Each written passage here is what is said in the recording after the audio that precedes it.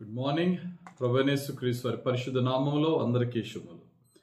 ఈరోజు మన అనుదిన ఆత్మీయ ఆహారంగా దేవుని వాక్యము ఈ లోకానుసారమైన జీవితములో నుండి మన యొక్క మనస్సులను రేపి మనల్ని మేల్కొల్పి మరలా దేవుని యొక్క రూపంలోనికి, దేవుని ఆత్మీయతలోనికి నడిపిస్తూ ఉంటుంది. ఇదే మాటని భక్తులు పౌలు గారు కానీ పేతురు గారు కానీ వారు రాసిన పత్రికలో చెప్తున్నారు. చూడండి, పేతురు రాసిన 2వ పత్రిక 1వ అధ్యాయము 14వ వచనంలో పేతురు భక్తుడు అంటారు, నేను ఈ గుడారములో ఉన్నంత కాలము ఈ సంగతులను జ్ఞాపకము చేసి మిమ్మును రేపుట న్యాయమని ఎంచుకొనుచున్నాను. ఈ యొక్క సంగతులు అంటే ఏంటి? దేవుని గూర్చిన సంగతులు, వాగ్దానాలు, ప్రవచనాలు, పదే వాక్యాలు మీకు చెప్పి మీ మనస్సులను, నిర్మలమైన మీ మనస్సులను రేపుట మంచిదే అని పేతురు భక్తుడు ఆయన రాసిన 2వ పత్రిక 1వ అధ్యాయం 14వ వచనంలోను, అదే 2వ పత్రిక 3వ అధ్యాయము 1-2 వచనాల్లో కూడా పేతురు ఇదే మాట చెప్తున్నారు. పేతురు రాసిన 2వ పత్రిక ఆయన మరణానికి ముందు రాసిన పత్రిక. అందుకని ఈ మాట చెప్పే ముందు పేతురు ఏమన్నారంటే, పేతురు రాసిన 2వ పత్రిక 1వ అధ్యాయం 13వ వచనంలో, మరియు మన ప్రభువైన యేసుక్రీస్తు నాకు సూచించిన ప్రకారము నా గుడారమును త్వరగా విడిచిపెట్టవలసి వచ్చినని ఎరిగి, అంటే నేను త్వరలోనే ఈ లోకాన్ని విడిచి వెళ్ళిపోతున్నానని నేను తెలుసుకున్నాను. ప్రభువు నాకు బయలుపరిచిన ఆయన యొక్క సత్యాలను బట్టి ఈ లోకములో నేను గడపవలసిన టైం అయిపోయింది అని నాకు అర్థమవుతుంది. అంటే ఇక్కడ పేతురు భక్తుడు భయంకరమైనటువంటి, క్రూరమైనటువంటి చక్రవర్తి అయిన న్యూరో చక్రవర్తి క్రింద ఆయన తలక్రిందులుగా సిలువ వేయబడి మరణించారు. ఆయన ప్రభు కొరకు హతసాక్షి, త్వరలోనే హతసాక్షి అవబోతున్నారు అనే సత్యాన్ని తెలుసుకుని ఆయన తర్వాత తరాన్ని దేవుని వాక్యంతో రేపుట మంచిదని ఆయన యోచించి ఈయన పత్రిక రాశారు. సేమ్ పేతురు ఎలాగైతే ఎక్స్ప్రెస్ చేశారో పౌలు భక్తుడు కూడా చెప్తున్నారు. పౌలు భక్తుడు కూడా ఆ టైంలో క్రైస్తవుల మీదకు వస్తున్న ఆ భయంకరమైన పర్సిక్యూషన్, ఆ హింసను బట్టి ఆయన కూడా త్వరలో ప్రభువు కొరకు హతసాక్షిగా మరణించబోతున్నారని తెలిసి ఆయన ఆత్మీయ కుమారుడైన తిమోతితో అంటున్న మాట, తిమోతికి రాసిన 2వ పత్రిక 4వ అధ్యాయం 6వ వచనంలో, నేనిప్పుడే పానార్పణముగా పోయబడుచున్నాను, నేను వెడలిపోవు కాలము సమీపమై ఉన్నది. వారు ప్రభు కొరకు మరణించబోతున్నారని తెలిసిపోయింది వాళ్ళకి, ఎందుకంటే అక్కడ జరుగుతున్న హింసను బట్టి.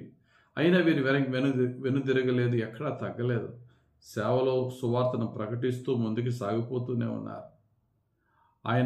ఆయన యొక్క మరణము సమీపమని తెలిసి తన యొక్క తన ఆత్మీయ కుమారుడైన తిమోతితో అంటున్నారు, నీవన్ని విషయంలో మితముగా ఉండు, శ్రమపడు, సువార్తికుని పనిచేయి, పరిచర్య సంపూర్ణంగా జరిగించు.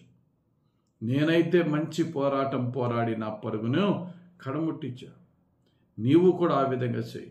ఇక్కడ భక్తులు పేతురు గారు కానీ పౌలు గారు కానీ యేసుక్రీస్తు ప్రభువు వారు కానీ ఆయన ఈ లోకాన్ని విడిచి వెళ్ళిపోయే ముందు సర్వలోకానికి వెళ్ళి సర్వ సృష్టికి సువార్తను ప్రకటించి శిష్యులు తయారు చేయండి అని తన శిష్యులతో చెప్పారు. ఈ మాటలు వింటున్నప్పుడు ప్రియులారా, నీతో ప్రభు మాట్లాడుతున్న మాట ఏంటంటే, నీవు ఈ లోకంలో కలిసిపోవద్దు. ఈ లోకంలో లోకాశలు, భయంకరమైనటువంటి ఆకర్షణలు ఏం చేస్తాయంటే నీ విజన్ని, నీ మిషన్ని డైవర్ట్ చేస్తాయి. నీ దర్శనం ఏంటి, నీ పని ఏంటి, ఎప్పటికప్పుడు వాక్యాలతో నీవు మేలుకొల్పబడుతూ ఉండాలి. అందుకనే పేతురు అంటున్నారు, మిమ్మల్ని రేపుతున్నాను. ఎందుకు రేపుతున్నాడట? చూడండి, ఆ మాట పేతురు రాసిన 2వ పత్రికలోనే 1వ అధ్యాయము 4వ వచనంలో ఈ మాట ఉంటుంది. ఆ మహిమ గుణాతిశయములను బట్టి ఆయన మనకు అమూల్యములను అత్యధికములనైన వాగ్దానములను అనుగ్రహించి ఉన్నాడు.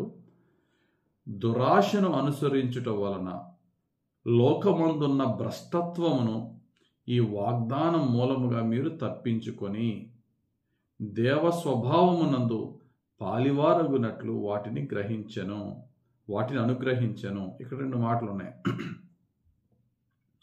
ఈ లోక సంబంధమైన దురాశల వలన మనలోనికి భ్రష్టత్వం వస్తుంది. అది బాగుంది, ఇది బాగుంది, అది చూద్దాం, ఇది చేద్దామని.